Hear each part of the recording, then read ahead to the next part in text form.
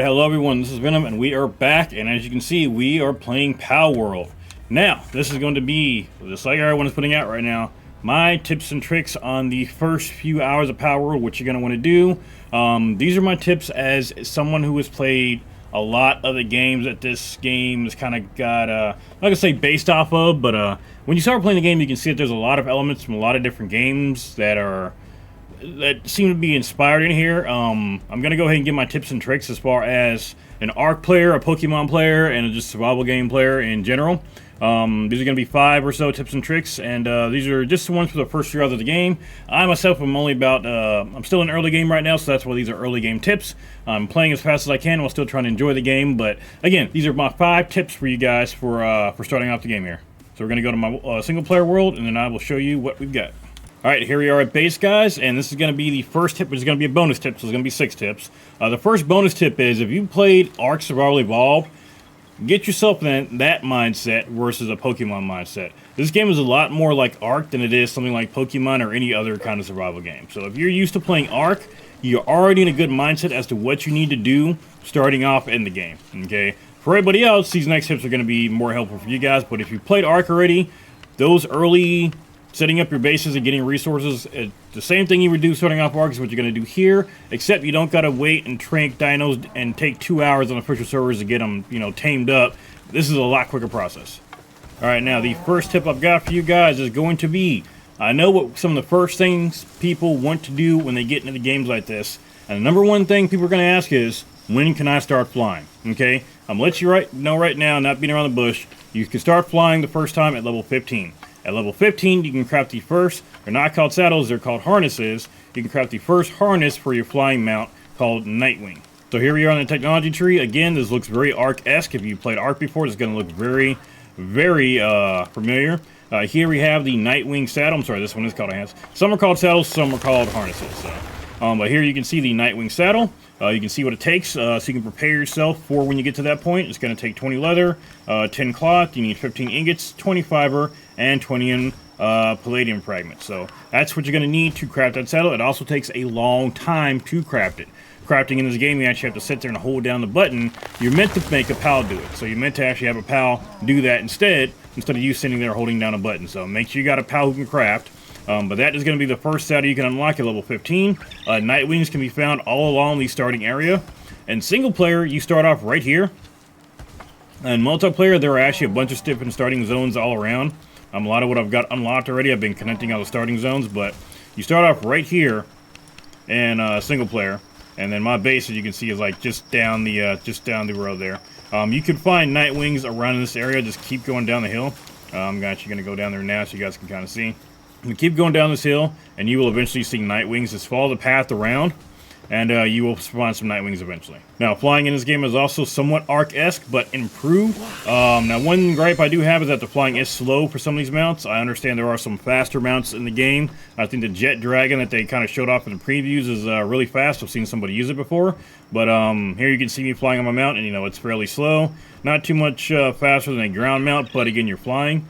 Now, your stamina you can see in the bottom, just beneath your reticle there, that is my stamina. Now, when it runs out, it's not going to kick me off, but we are going to drop to the ground. Now, dropping to the ground on the flying mount is not going to damage you or the mount. You're going to sit there and until your stamina comes back. It's not going to dismount you. You can keep moving, and then once it's back, you can go right back up again.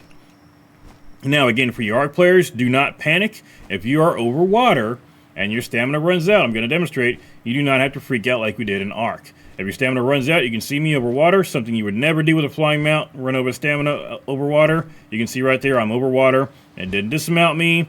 It didn't make it to where I'm in the water, flailing to get back on my mount for 20 minutes and try to hit E and get it as it's going by and then hop off by accident anyway because I'm spamming E. No, none of that craziness. If you run out of stamina, you just go down, you get your stamina back, and you keep going, and you are good to go.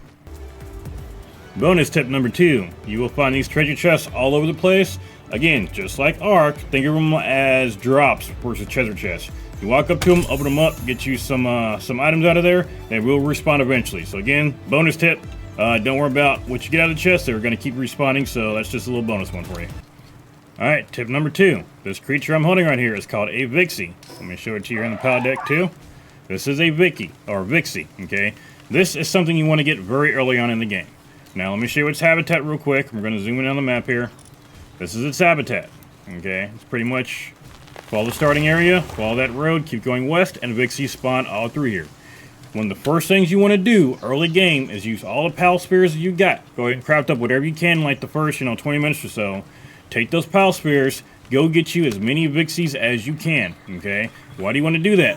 To get more pal spears and arrows.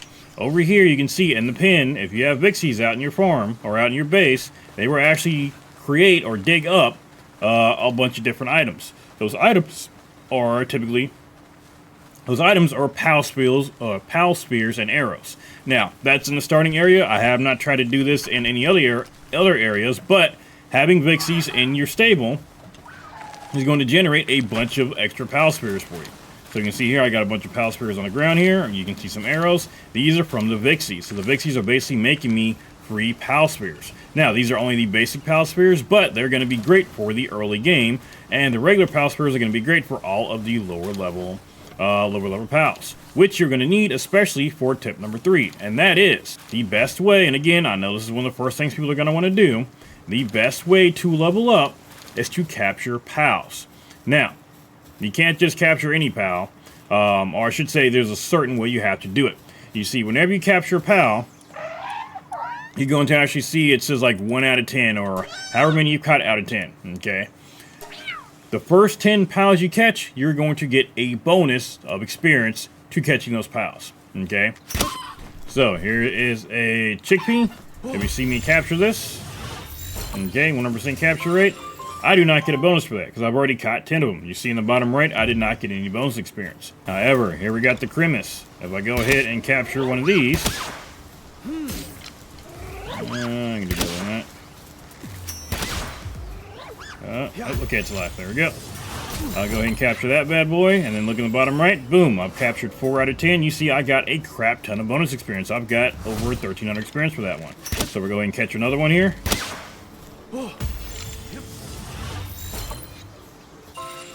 Boom, I got another 1,300 experience. So I'm about to level up again. I'm about to hit 26. So do that for the opening hours. Basically catch all the pals you can. Get 10 of each pal. And if you lose track of how many pals you've caught, go to your pal deck and actually click on the pal. It'll tell you in the bottom right if it's complete. So here, I got all the chickpeas I can get. What do they call it, chickpea? Yeah, there we go. Chickpea. Here, the limfunks, I can actually get 6 more of these for the experience bonus. The fox sparks, I can actually get 4 more of these. The fuax, I can get 5 more. So getting the first 10 is going to be where the most of your experience is going to get. If you want to level grind, that's what you're going to need to do. Tip number 4, one of the first things you should also craft for yourself is going to be a shield. Now, you can find that here in technology. I know it says shield, it doesn't actually say overshield, but this is not just a regular shield, this is an overshield. So if you find yourself taking a lot of damage quickly, the overshield is what you need. It's like standard equipment on there. Now the way it works is it'll take damage before you do, and it is guaranteed to survive at least 1 hit. So, or you can survive at least 1 hit. So even if it does, enough damage to kill you, that overshield will absorb that damage at least once, okay? After that, it'll be your health that's taking damage, but it will recharge over time. You're going to need an overshield. Now, there's a couple in here. I'm up to the mega shield right now, but you need to have the overshield, or you need to get the overshield, okay? So that is, again, standard stuff you need to have on yourself. I'd go ahead and grab yourself a parachute as well. These have their own equipment slots to them. So you can see here, we got the shield slot, the glider slot. Go ahead and grab these bad boys. Your shield will take effect automatically. Your glider, hit double jump, and it'll pull out the glider. Try to, if you jump off of a cliff, make sure you've got full stamina. For some dumbass reason, the glider takes stamina. So keep that in mind. But it does help when falling off of cliffs. It does take a little bit longer than you would think falling to take fall damage. And you can climb, of course, but it does take longer to take fall damage than you would think. But you still want to have that parachute just in case. Even if you have a pal that can act as a glider, you should still have a glider on just in case. You can see here, I got full health. If I were to jump off this, I take no health damage. So it's still, you can fall quite a ways before taking fall damage. So that's going to be number 4. Make sure you get yourself the shield created and get the glider created. And tip number 5, and that is bosses in caves can be done multiple times. They just have a respawn timer. So, you can find caves all along the map. Unfortunately, they do not seem to be marked on the map. You just kind of have to memorize where they're at. However, bosses you can either find these very Elden Ring-esque looking little cells here. Or you can actually find them out wandering the world. Right over here, there's a level 47 Anubis, who's actually just out wandering that area there. But here is actually a spot for a Quiburn, which I have already battled and captured once. Here it is. And it's a big, big pretty boy. And it can actually respawn. So we're actually going to enter the dungeon. You see, we're going to enter it, even though we've cleared it already. You can see the map, it's got a check mark on it because we've already cleared it. There's Quiburn again. And we're going to battle him again. Come on, stand, you bastard. Come on. Alright, and there we go. We've captured ourselves a second Quiburn. You can see that in the bottom right. That is the second one we've captured. And now, when we step out, and now as we step out, you can see the boss is on a cooldown. So that is 1 real life hour. So you can challenge these bosses over and over again. You can then take the extra powers you got and you can combine them, but that's going to be something for next time. But you can redo the bosses over and over again. So even on a server, it's not like whoever gets it first is the only one who gets it. You can do them over and over again. You just kind of got to get to it before somebody else does. Otherwise, you got to wait that in-game day to get it again. So those are gonna be our tips for now, guys. Like I said, I'm just now really getting deep into the game. I am going to be doing... I went ahead and started the server. So we do have an official We Have Landed server. My wife and I are on it now. We're checking out some stuff to see what we can do as far as streams. And yeah, we are going to be bringing you some content from that server. This is my single player world, so we're going to be doing...